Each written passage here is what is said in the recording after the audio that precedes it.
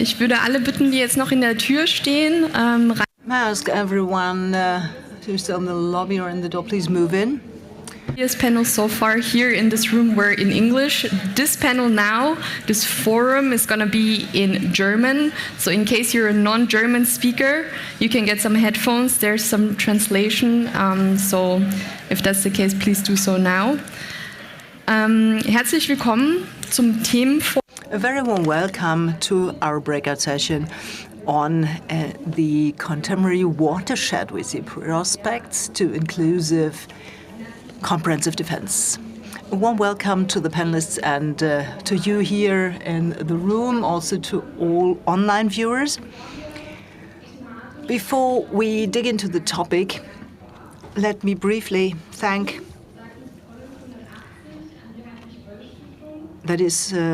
us, Polis 180, to Heinrich-Böll Foundation, who have enabled this panel discussion. And if you may wonder who is Polis 180, we are co-organizers of this panel.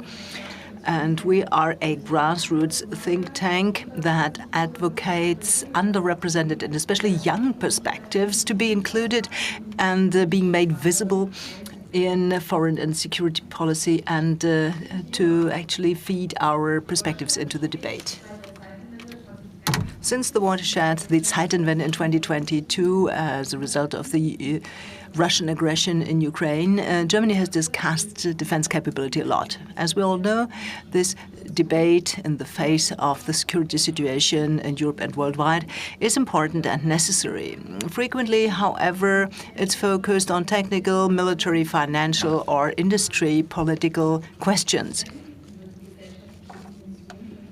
If the societal dimension of defense is covered, then we often hear people say defense must be understood as a task of the whole society. So defense is becoming comprehensive defense and is something for all of us. But just to say the society must become resilient and capable of defense is not sufficient. And this is where we want to begin with our debate today. We don't want to engage in a specialized expert debate about models of comprehensive defense, but want to have the specific question: how is comprehensive defense being considered by politicians in Germany today and also implemented, and how is it experienced by the population? Where does it lag behind its overall aspiration of including the whole population, and what is needed to make it inclusive, effective, and broadly accepted by the whole society? To answer this question, we have invited 4 great speakers. We have been very happy to attract them.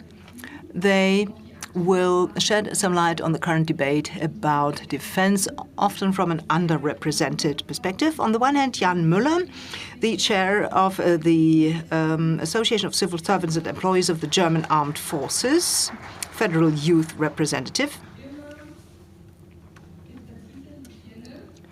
Irma Petraitytė-Lukšienė, a member of the Central Council, is Chairwoman of the Civil Resilience Commission of the Lithuanian World Community. Leonie Stamm, Research Fellow in the German Council on Foreign Relations, DGAP. On her focus are gender and equity matters in German foreign and security policy. And finally, Konstantin von Notz, MP, chair of the Greens and Alliance 90 in the German Parliament, and also one of the chairs of the Domestic Committee. Now, before we start, here are 2 comments I want to place. This is a breakout session. It's different from the preceding panel discussions. So we would like to invite you very, very warmly, after a short round of brief keynotes, to ask questions early and fit in your comments. So please just raise your hand. Feel free to.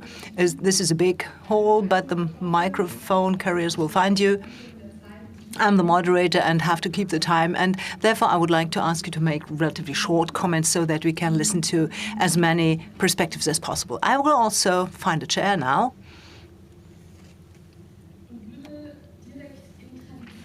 And would, following the tradition of this day, of this conference, start with a Lithuanian contribution. So let's zoom out of Germany for the moment, and I'll pass the floor to you, Irma. You are a Lithuanian, however, you live in Germany, and in both countries you collaborate in topics of civilian resilience and comprehensive defense. Let's first take a look at Lithuania. As we have heard today, the acceptance of defense is totally different in Lithuania.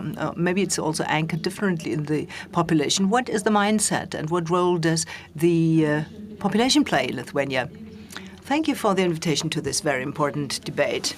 I would like to start by relating what a colleague of mine told me, a colleague from Germany who spent a few days in Vilnius in Lithuania. He said after these few days that in Lithuania, a country at the border to a terrorist Russia, had experienced no depression, but rather an increase in fighting spirit. That was a good summary. In Lithuania, defense is based on comprehensive defense. This means military defense, Lithuanian armed forces, NATO alliance, the brigade of the German Bundeswehr is being deployed in Lithuania, and non-military defense. So this means, at this point, it's about all of us, about ministries, cities, the civil society, and indeed also about NGOs and the role of every individual in the architecture of comprehensive defense. So it is about asking ourselves, what can I contribute and do as a citizen, as a club, as an association? What can I do as a doctor, as a teacher, as an IT expert, as a maybe former policeman, as a pensioner, as a student, as a mother with children? So what's my role? And we did indeed ask this question in this way. I also wondered, I'm Irma, I live in Munich, what are my skills, my strengths, what can I do? Because if Russia attacks Lithuania, and we did experience that, Lithuania was occupied by Russia for 50 years. This was a brutal aggression. There were deportations, there were reprisals, persecution, and torture, and this is something we don't want to experience again. The civil society is aware of that.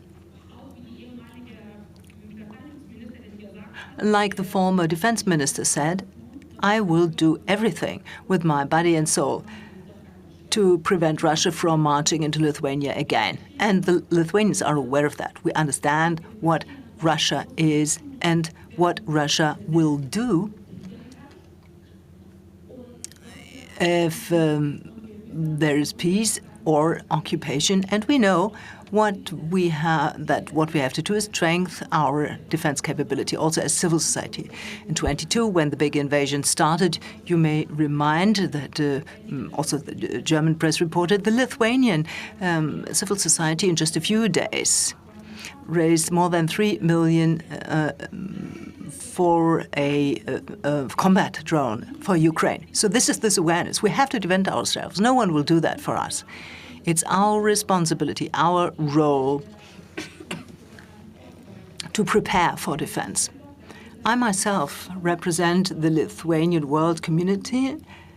We also have a community in Germany, that is the Lithuanian community in Germany, and we have developed strategies, an action plan. That is, we indeed prepare in the diaspora, in Germany and other countries, to what we are going to do should Russia attack Lithuania again, in a military sense. What do we do in Munich, in Berlin, in Oslo, in Paris, in Canada, in the United States, and everywhere? We take part in mobilization drills in Lithuania, so we already conduct drills with the Lithuanian state, how to coordinate, how to effectively act, because we know if Russia attacks, we don't have time at all. We know how much Russia can annihilate and murder and destroy in a very short period of time. I don't want that. I don't want to see a single building in Vilnius, old city, to be bombed or shelled. And this is what we do. It's our responsibility. And this is our role.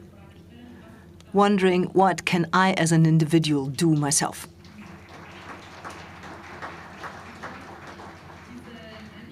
I believe this attitude, and I myself was in Vilnius as recently as in December, is very present there. In Germany, you only often have the feeling this is only relevant for those 18 to 20-year-old, the young people, and this brings me to the question to you, Jan. You're very close to young people, and you represent them indeed in the remit of the Ministry of Defense.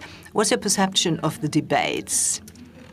What is the perspective of the young? Maybe they feel there are always discussions about us, but not with us.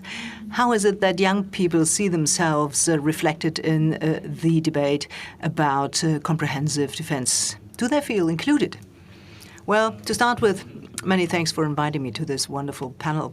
Generally speaking, something has changed more recently. In our young employees, we have come to notice that there's much more talk about this topic, that many people have also talked in positive ways with family and friends about this topic. This is a great trend we have observed. And what we also see, for example, I also studied in the administration of the Bundeswehr. So we have developed merchandise for the Bundeswehr administration, what we wear and what we embody. And we also want to send a signal out to the society with that the Bundeswehr is existing here and that it is important to make a contribution to the society. Well, to move on to speak about improvement opportunities, the debate we're conducting here, as I see it, that is from the perspective of the Association of Civil Servants and Employees of the German Armed Forces, this debate has become a bit late. The young people have been involved quite late. We demanded that in June 2025. Our ministry only towards the end of last year really responded and also looked for a discussion with young people and representatives of pupils and young persons. So this was a field that was not plowed enough. Leonie, you are responsible for gender and equity issues in security and defense. What gaps do you see in the current debate and also in the implementation of these policies in Germany? Thank you. As you said in the introduction, in the debate about comprehensive defense, we, of course, have a very strong focus on the military elements of comprehensive defense. This is, of course, understandable to a certain extent, as we're in an international environment at the moment that is defined very much by military strength and structured by it. But as we just heard, the civil aspect is equally important. There are many aspects that come into play here. However, I want to dwell on a different aspect that was touched upon today, but I want to shed some more light on it. Both in the discussions about military as well as the civil aspects of comprehensive defense, we have seen that the logic is quite traditionally a relatively military defense logic governs this structuring, and this whole label of capability for war. This is a classic example for that. Now, with this perspective, we see one gap, namely that this perspective always seems to open a divide between interior and exterior. Interior must be protected, exterior, that's where the threat comes from. And the line between is borders, alliance borders, other borders, and the threat comes from outside, and we protect ourselves against that through these two aspects. Increasingly, however, we have seen that we have also domestic threats. This is the ultra-right-wing danger. This is a rising distrust in institutions and policymakers, a rise in disinformation, which basically represents an inner flank being weakened here. So you could say these are domestic policy issues. However, they will become a matter of comprehensive defense when we see that they are being instrumentalized by foreign players. We heard that in the previous panel, especially Russia is a player here who seeks to exploit this domestic instability. This is the principle of hybrid threats that target societal cohesion. So when it comes to comprehensive defense, which we will really want to call comprehensive, then the focus must be much stronger on societal cohesion, so to say, as a third pillar of all these things. I believe when it comes to societal cohesion, two topics become relevant which are not very traditionally part of the discussions about comprehensive defense. First of all, the discussion about a welfare state, a strong welfare state, and the strong civil society. Strong welfare state because the welfare state, first of all, lays the basis for resilience efforts taken by our citizens. The term resilience has become something of a buzzword. A very important topic, of course, but it's usually used as kind of an omnipotent promise in discussions. I think it's necessary to shed light on this term from several sides, because resilience also means that a promise or a guarantee of security, a responsibility for security on the side of the state, is put on the shoulders of the citizens. So it's kind of an individualization of the guarantee of security, which is necessary. In the event of crisis and war, the state cannot guarantee security sufficiently anymore. I believe, however, that it must at first lay the fundamental basis for this resilience measures to be enabled to be taken. The second point, the critical civil society and the democratic civil society is what I refer to, because it adds a very important player in resilience, and this player is solidarity. I think this is a term that is very central in this concept of comprehensive defense. Usually it is brought into a utopian or activist corner, but we see that solidarity is a very important central motive in crises. Neighbors who help each other, younger people helping elderly people. I think solidarity is always a great player in concepts of resilience. At the moment, we see, and I think this is the crux we have to get out of a bit, the blind spot I see is that these two aspects, welfare state and civil society, are very much under pressure at the moment. And when we talk about comprehensive defense, this is the point where we need to attack. Thank you. Erstmal Applaus erwarten. Die Grünen sind ja spätestens. Well, the Green Party, since the decision was taken about the debt break and defense expenditure, well, they are known for thinking beyond your conventional concept of defense expenditure. And you have mentioned a number of topics already which matter in the context of defense and which have to be seen, including the civil society and the perspectives within the political business. So the question is, what questions are being discussed in the context of the political scene?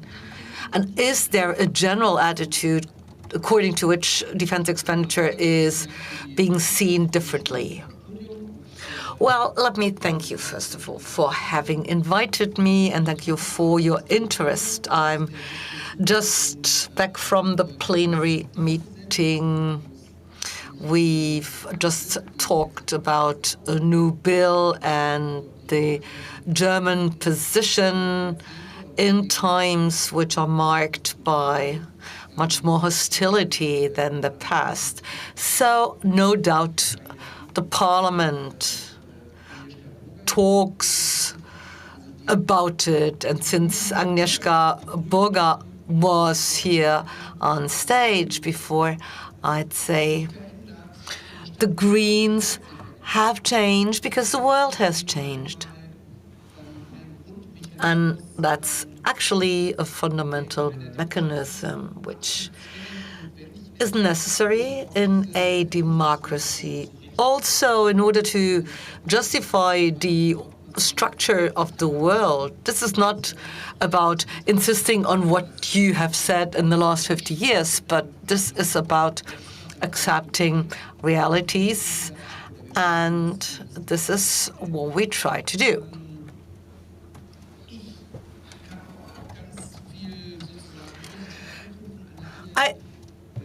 I'm eager to follow up on what has been said here. I'm a member of the Domestic Policy Committee, but I'm also following the news and I'm traveling. And as soon as you go north, Norway, Sweden, Finland, or the Baltic region, you realize that the society there is very different in terms of its mindset, very different from Germany.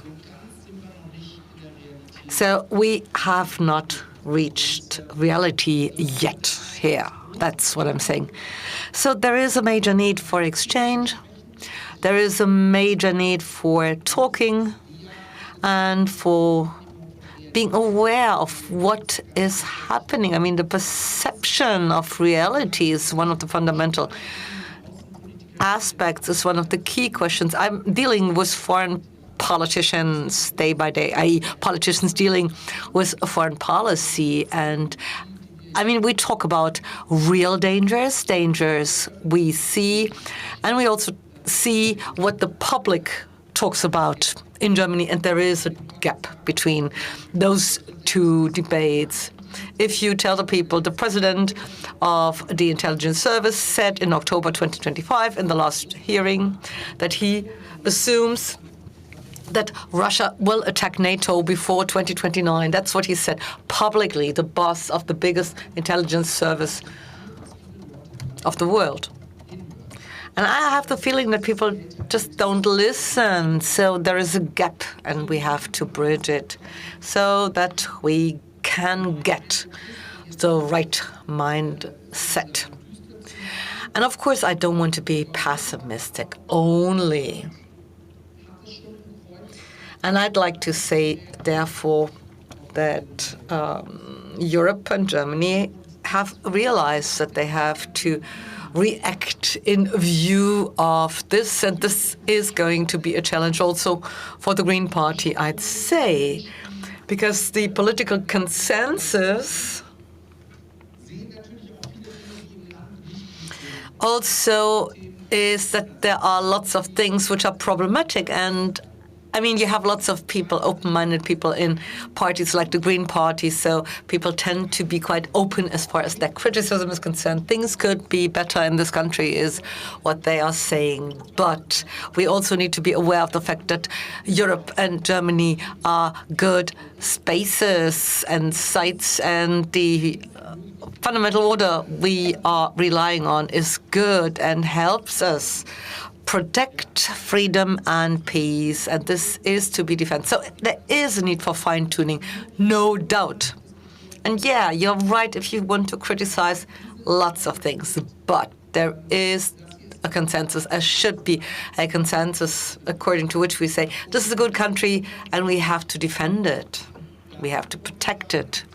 So if you reach that consensus, you are in a quite good position. I think Germany is doing quite well. Let me give you an example, civil protection.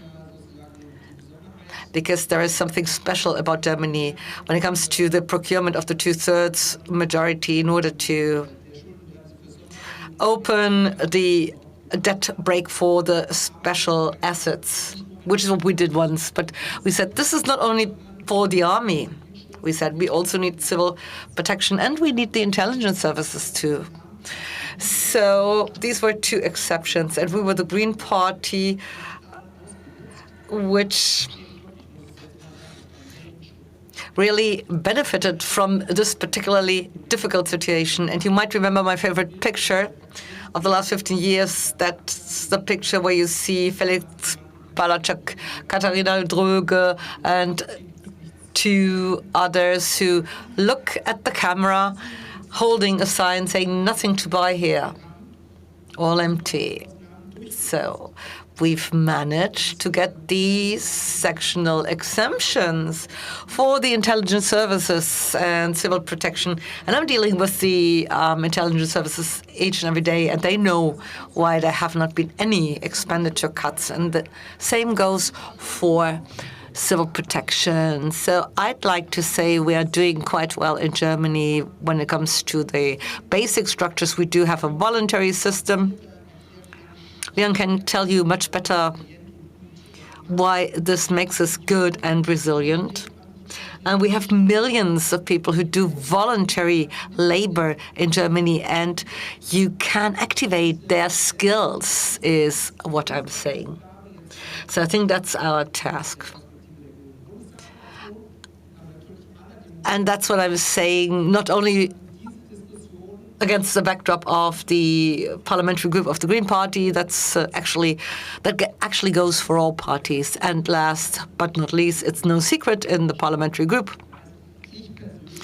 And I can say so, especially since Agnieszka is gone, I'm very much in favor of a conscription year. 1 year of obligatory military service is what I favor. However, I think it's true, the debate has been organized in the wrong way. This is not about a certain age cohort, people or kids out of school who have to join the army and that's it, or problem solved. No. The point is we have to ask ourselves, what's my role? What's my motivation? What can I offer in order to enhance the resilience and the military capacity of this country? I mean, this is a country full of people who are gifted and talented, and we have to use them as a resource, and that's what politics have to do. So we have to arrange and organize the debates. You can also talk about conscription, but that's not the only topic. The question is, what can everybody do? What can all of us do? What can working people do? What can retired people do? What can young people do? That's the questions we need to ask so that we really get militarily strong and can protect and defend ourselves. So that the horror we see day by day in Ukraine can be stopped. We don't want it to continue, and we don't want to spread it all over Europe. So that's an important goal, and we should all unite behind that particular mission. Thanks. Let me remind you, this is an interactive panel, or this is going to be an interactive one, so you're all cordially invited to take the floor. There is a roving mic, and you have to use it.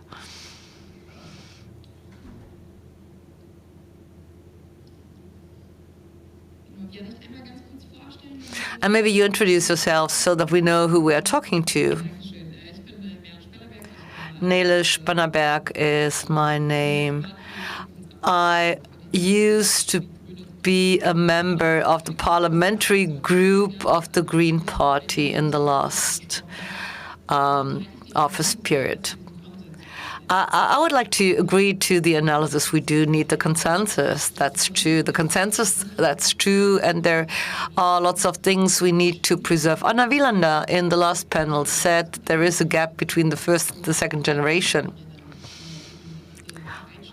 of immigrants as far as the willingness to defend one's country is concerned. And we also talked about the question whether young people are willing to do something for their country at all. So I agree to your analysis. However, let me ask you, are there the fundamentals? Do we have the foundation so that this can be done? I mean, look at young people who get involved in political debates. Look back at the Corona period. I mean, what are the aspects we can agree on, and how do we deal with the fact that there are people who don't agree, and they are right to, because they don't think that they owe anything to themselves, to their country, to the state. So how do we deal with this problem, given the fact that we do need the consensus already now?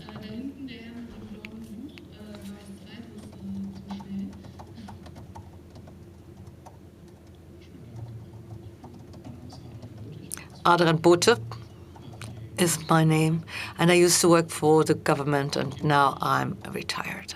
The conscription. The obligatory year. I mean, it would be easy to go and say, yeah, let's do it, young people have to. But you could maybe also combine it. And that's a question for Konstantin, for Notz, but also for the others. So why don't you combine it with an obligatory, a compulsory year for retired people? I mean, I had a life in peace. We had peace all the time. I mean, yeah, you're right, there have always been conflicts, but there was peace for me. So people like me should actually not be exempted from those community tasks. So you might want to combine. You have a year of military service for young people, but you also have to get the older ones on board. Wouldn't that enhance the acceptance? Wouldn't people be more willing to accept this obligation? So there was a question for you, Konstantin. But also maybe back to the voluntary approach of Lithuania. That would be my question for Irma. Yep.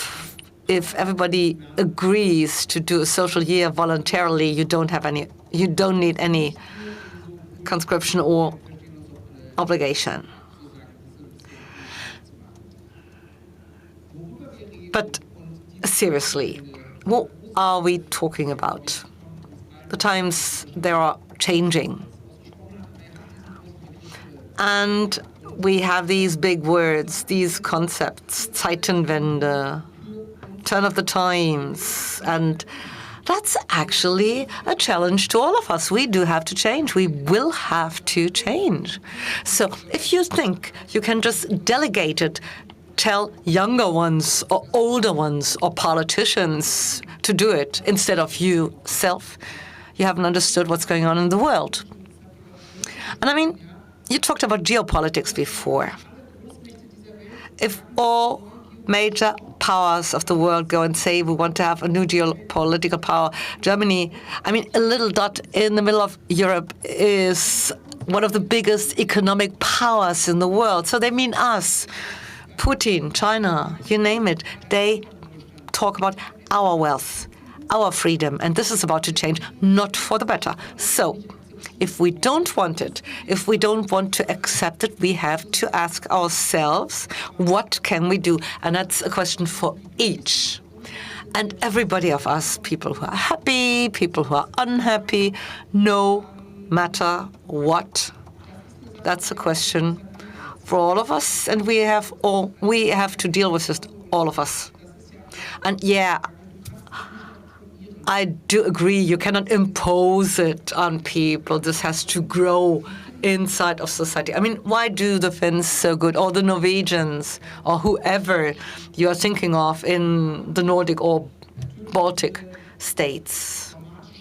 They had the traumatic experience of the past. I mean, for us it was difficult too, it was different, but it was also difficult, our experience. I mean, World War II and all that. I don't want to talk about it, but of course you find a lot of psychology in there, in it too. But this is not a reason to shy away from these debates.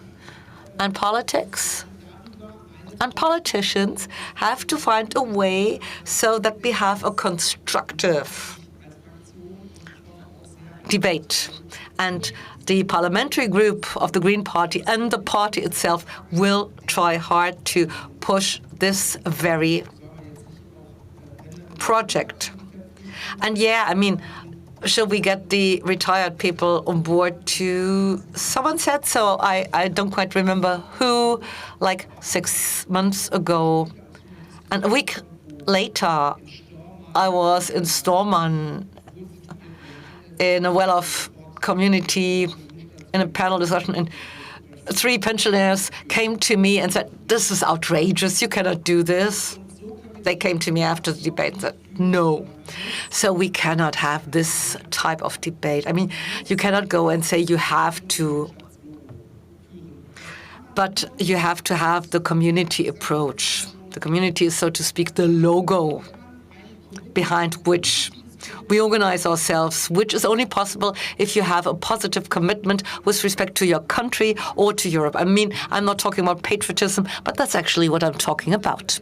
So you have to have the feeling of the linking element, a feeling we share, and in order to provoke you even a bit more. I mean, I don't know what it was like in your case, but I was born in 1971, and people in the debates tell me, "Yeah, well, why don't you join the army?" I mean, until recently we did have a draft, right? So people were obliged to join the army.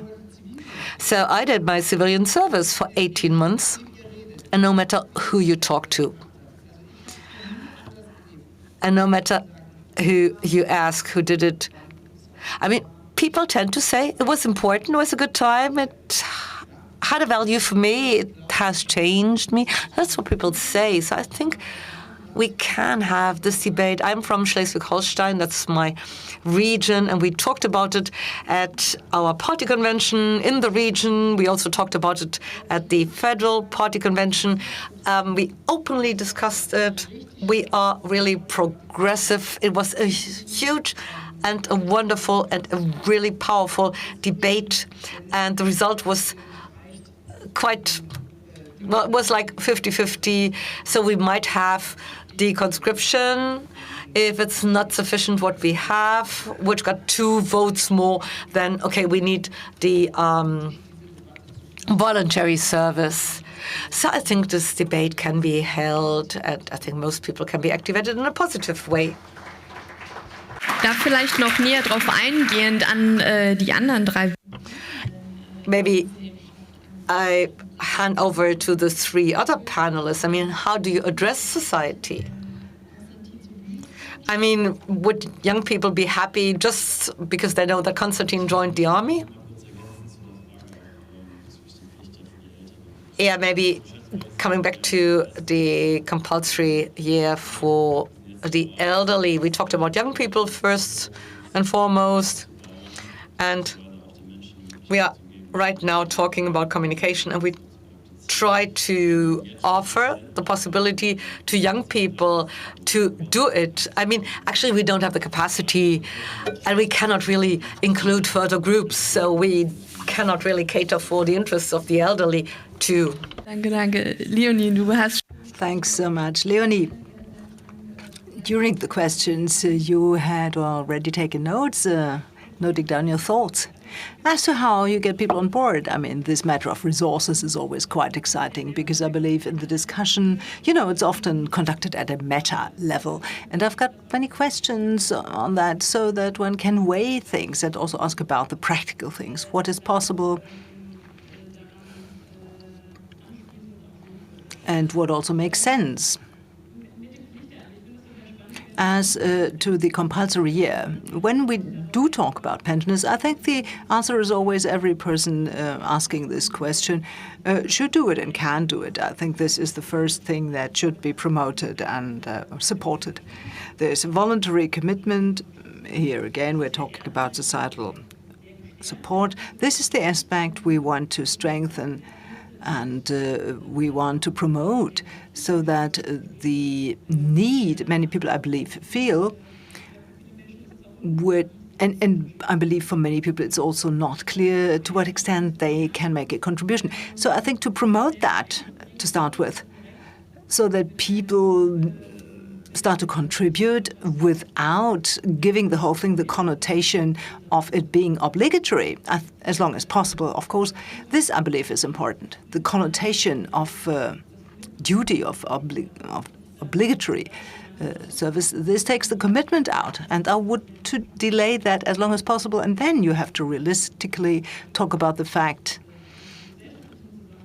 and I believe this is an approach that would strengthen this own individual initiative approach very much more.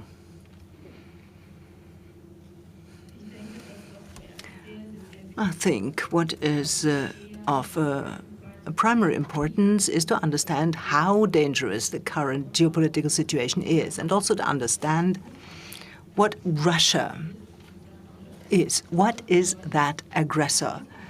What does it mean to be a Russia? And how dangerous that country is, which is an imperialist country. That this country is pursuing a brutal expansion policy, pursuing a war and genocide not just in Ukraine, but also hybrid war, including against Germany, sabotage acts against infrastructure, other attacks. During a conference, I talked to a representative of DHL, forwarding company, and asked, how does a company feel in Germany today? And he answered, like at war. He's responsible for crisis management in that company, and I believe the politicians have to treat their voters and the civil society as adults and communicate with them as adults, rather than sparing them things, rather than sweeping things under the rug, rather than being afraid of a reaction. We do have hybrid war in Europe. Have we hybrid war against Germany? Yes or no? If so, it must be communicated. No resilience can be built up. No comprehensive defense can be built up if this threatening situation has not really been made aware yet in this country. And I am active in different places, and sometimes it's interesting to feel how, for example, at some universities, there is no war at all. I mean, this is how I feel. There is just no war. There is no discussion, no debates about it. The only one who talks about it is Irma. And this is not the way we build comprehensive defense. At first, we must be aware of what Russia is, what the danger is, danger in Germany, against Germany, and then also the willingness, also the political willingness to include the society, to involve it, and show strong backup. I live in Munich, for example, and I feel clear backup from the side of the Lithuanian government and ministries. I know that all of us are preparing for comprehensive defense. We, an NGO, a Lithuanian community, a registered association in Germany and also worldwide. The Lithuanian world community, Germany is one department, so to say. We as an NGO are being integrated in national mobilization drills. An NGO.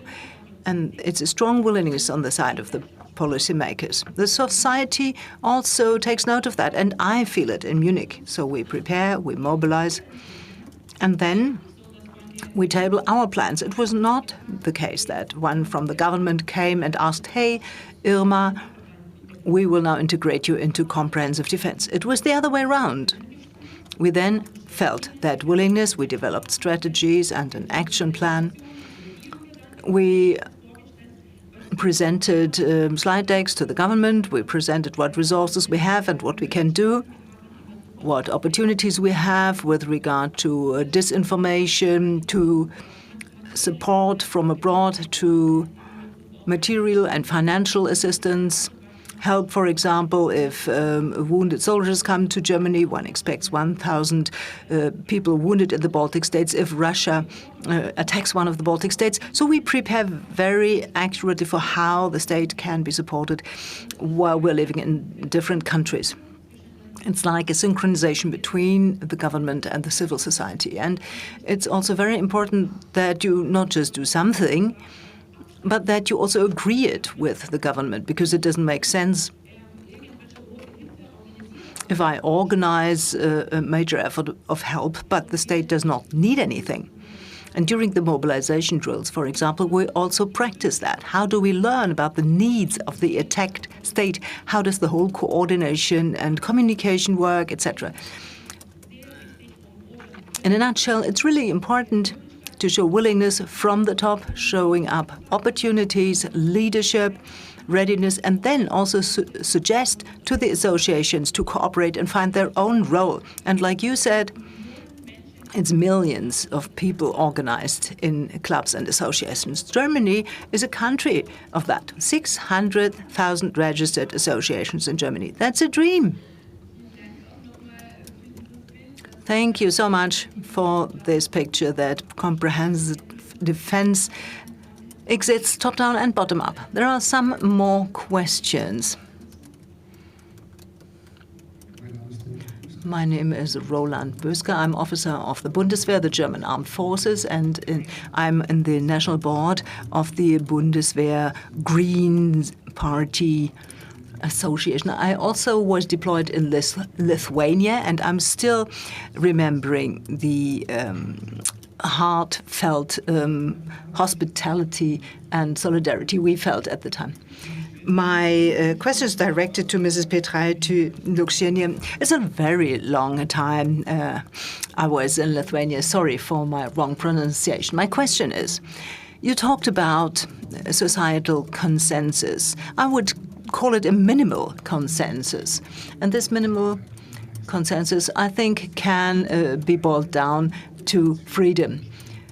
Freedom, Constitution also means freedom for contradicting things. I perceive the Lithuanian society as very vivid and ready to discuss things. How strong are pacifist or even radically pacifist groups who confront the use of weapons in defense? How strong are these groups in Lithuania, and which role do they play in your society? How are policymakers deal with these groups?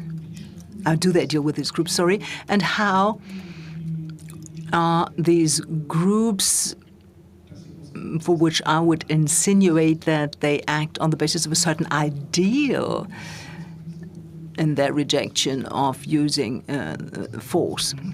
So from the side of Russia, there are strong misinformation campaigns. Of course, how do you judge that in that light? Yeah, there are so many questions. Please be brief with your questions. Benjamin Balker of the German Industry and Commerce Organization. Mr. von Notz, you talked about that delta we perceive here in Berlin in terms of the security situation and the region. All 79 chambers of trade and commerce in Germany look into this topic in great detail, try to communicate that to our members. We also have crisis emergency plans and develop materials, but a lot is happening also at regional level with regard to comprehensive defense, at local level. And which are the messages you carry to your constituency from Berlin, to the rural councillors, the mayors, as to how you address this topic, how you take people on board? And here's a second question. You mentioned the Quis umbrella law, and the Bundeswehr has developed the operations plan for Germany. So what are your expectations on the federal government and the Ministry of the Interior? Do we need such an operations or resilience plan for Germany? Thank you. Irma, would you like to answer the first question again? Please be brief with your answer so that we can have a few more questions.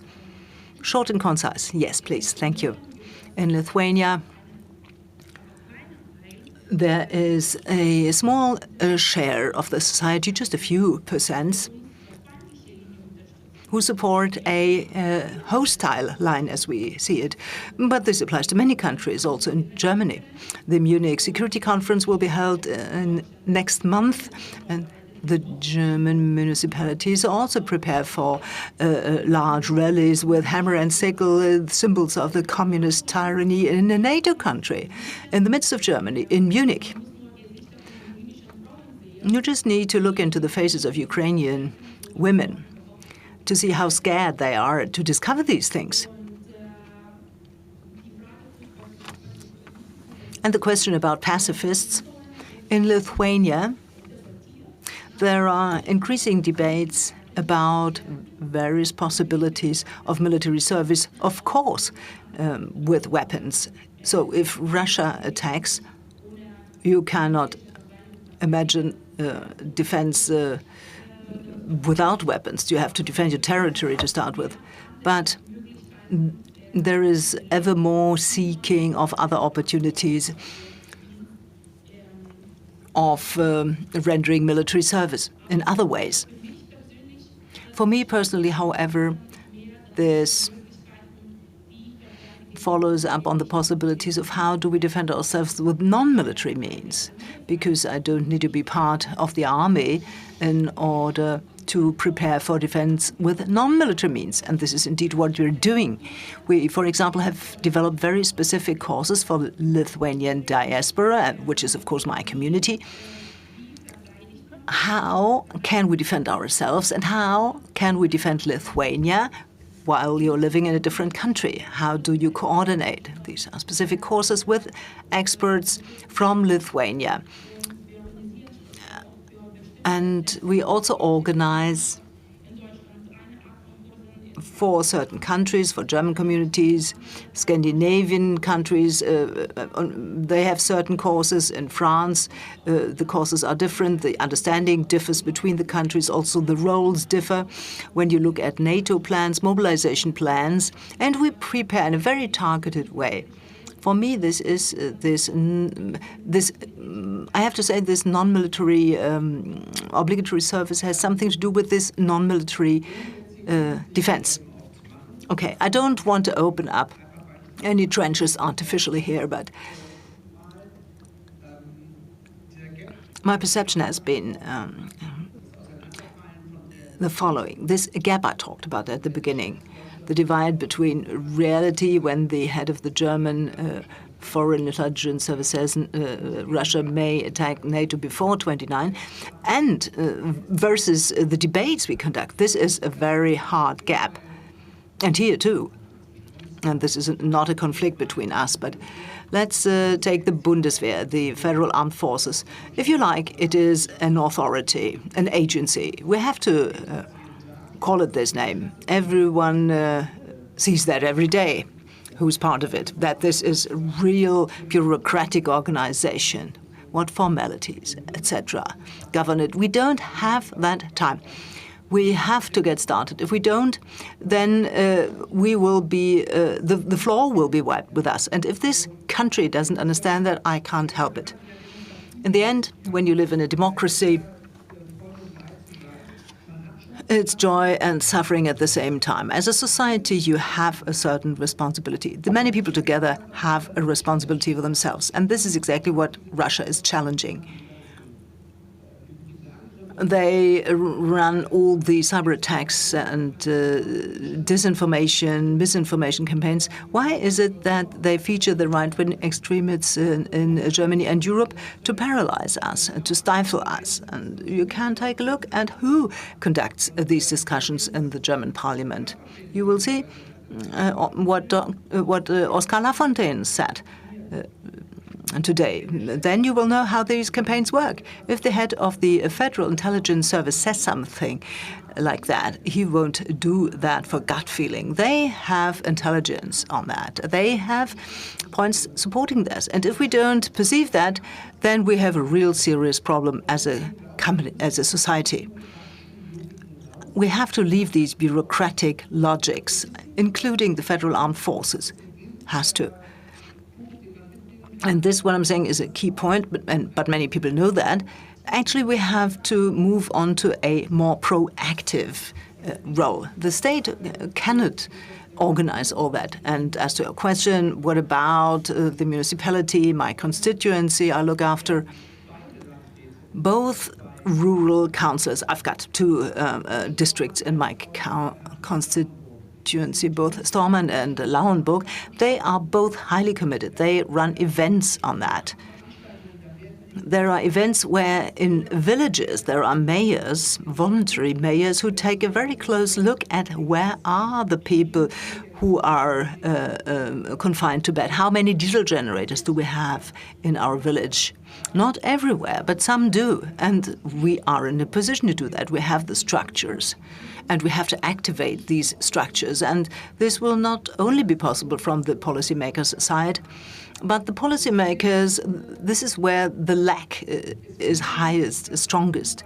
What is missing is political figures who address that in the right way and develop develop a language for that. And there is an incredible need for that. This was exemplified by the speech of the Canadian Premier. He spent 8 minutes, actually 15 minutes, but I just watched 8 minutes. During 8 minutes, he said that in a very condensed way, what is not being said by the people in the German government. Sure, the attack in Berlin against the electricity supply system, that's quite a tough thing. And I think the probability is high that left-wing extremists have played a role. It may as well have been a proxy attack. We don't know that exactly, but this doesn't matter. But we need to look after that very energetically. And we do support Dobrindt. It's fine if he also now fights more against left-wing extremism, but that the Federal Ministry of the Interior does not have any clear language in favor of doing exactly that. Strengthening civil protection, activating people, developing the courage to say, hey, you're good people. If I take a look at the technical emergency services I visit, a lot of skills and also organization skills, we are able to do that. And my last point is we don't have a lot of time. We cannot afford to blabber about that in all eternity. It's much easier to set the course now rather than later on once a conflict has arisen. If Germany is the hub for the functioning of the operations lemma and like we try to protect the eastern flank, to implement things politically will be much tougher ride rather than if we now use the time we have. I believe if you give me 3 minutes of your break time, we can manage another 2 short questions. The gentleman up here. Let's have the mic, please. Leonie and Jan, you have been asked, and we will have a final Q&A where you can respond. Wolfgang Templin, a journalist. Thanks for your clear words, Mr. von Notz. I agree to every single sentence, but then I will ask, is Germany a really good place for persecuted dissidents, Chinese ones, Iranian ones, and Russian ones? I believe that the possibilities, and I always hear people say the ambassador was asked, and I ask my Polish colleagues how do they handle Russian diplomats trying similar things? The consequences will be different. I believe you are the expert, of course. You are a lawyer. You work with diplomats. So the consequences can be totally different. I wish that the individual ambassadors are summoned in such a way that they don't find out of their stews anymore, that they can not walk about Berlin unhindered with their whole personnel. There are possibilities to prevent that, and this is something you should use more. That's a clear wish. Mr. Notz, the wording is good. I also don't object against obligatory or voluntary service, but it is important we also need to be able to refuse service. There is this famous saying of Tucholsky, the leader is responsible and we carry or bear with them. In Germany, it's a pun. And this is a good sentence. Also with a view to the Secret Service, but the predecessor, the domestic intelligence service, was not a good example for an organization that helps us feel carried and supported well. So how can the government contribute to this not happening again or being reflected upon in a good way? Perfect. Would you please respond? Als Leonie und Jan auch noch mal die Möglichkeit. Leonie and Jan should have a chance to answer. And at the same time, you might want to let us know what realistic steps could be taken in order to have an overall defense based on a broad societal consensus.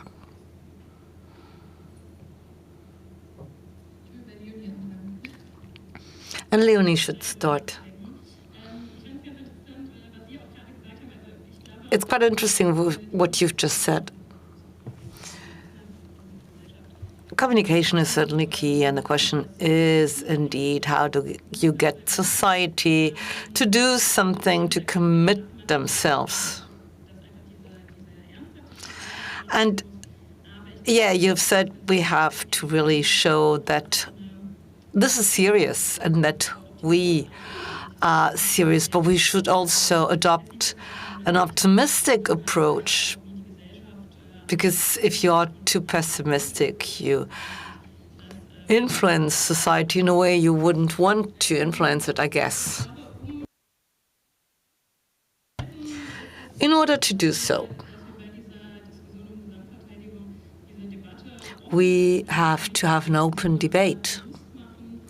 And we need to remind ourselves, time and again, what kind of security we want and how we can protect ourselves and how inclusive we want to be and can be, and who the relevant players are, who should be on board and who should be included. That's the questions.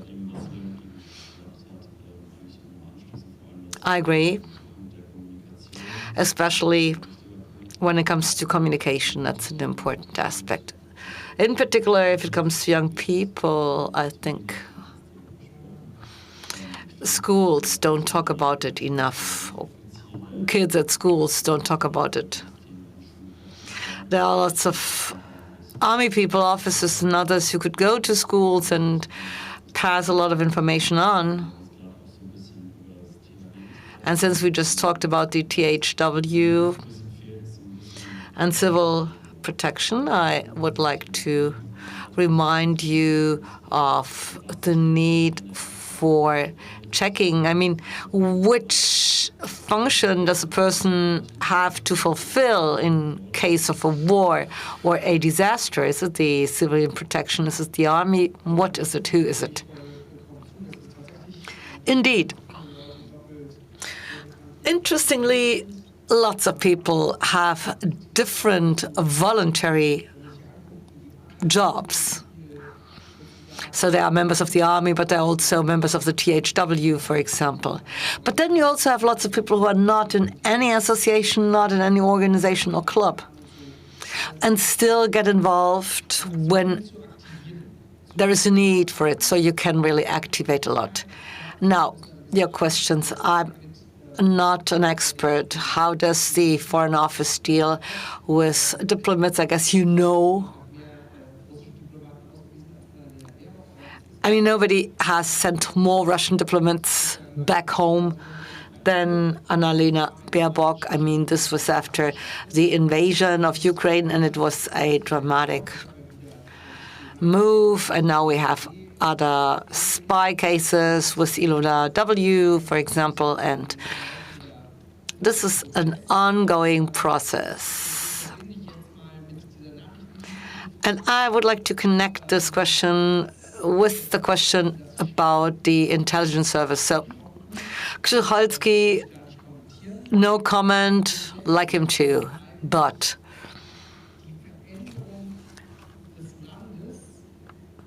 on principle, when dealing with the defense of a country, you can adopt different perspectives. I mean, we've just adopted the green perspective, but you can also look at the services, or you can look at the former MAD of the army, of the military service, the BNW, and the Office for the Protection of the Constitution, i.e. the intelligence service in charge of domestic or external matters.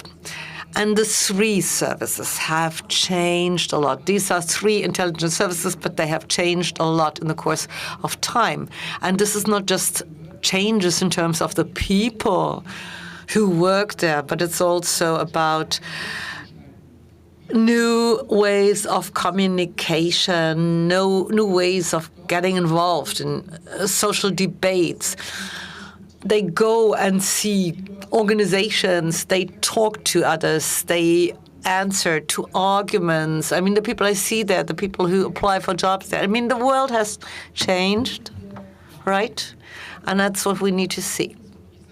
Which doesn't mean that all's well. And believe me, we're going to have quite harsh debates about what our services should do and can do in the future. But we are open, and we don't want to go in and say no just because we can.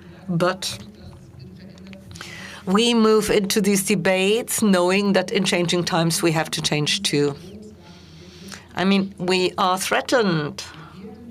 In fact, we are threatened, we are attacked each and every day,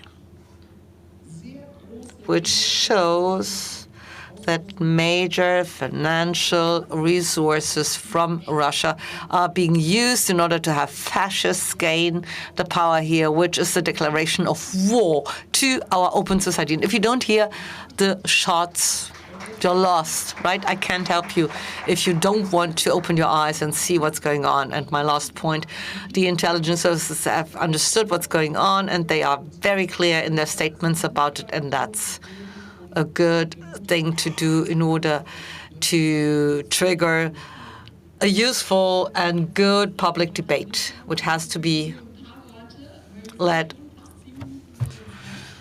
Right, Lithuania has the last word. Be brief, please. Yeah, you say we don't have much time. And we in Lithuania say we only have the time Ukraine gives us. As long as they fight, we have time. People tend to say peace in inverted commas. And many people think that this kind of peace will mean further war. And people also say one soldier needs 10 helpers. And the Bundeswehr might support. But these helpers have to come somewhere, from somewhere. So it's time to do something. We've reacted a lot, but now we have to act. And we have to be open in our communication. And we need to understand what's going on. And we have to rely on our societies. We need trust. I mean, we talk about the protection of the civil society and the civilian society, but the civilian and the civil society can also be a player. And this is a role society can play. And this role needs much more support. Thanks. Vielen Dank an zuallererst die Diskussion hier auf dem Panel, an alle 4 Panelistinnen. Vielen Dank aber auch. Let me thank the panelists. Let me thank the audience. And probably you want to continue your conversations in the course of the day.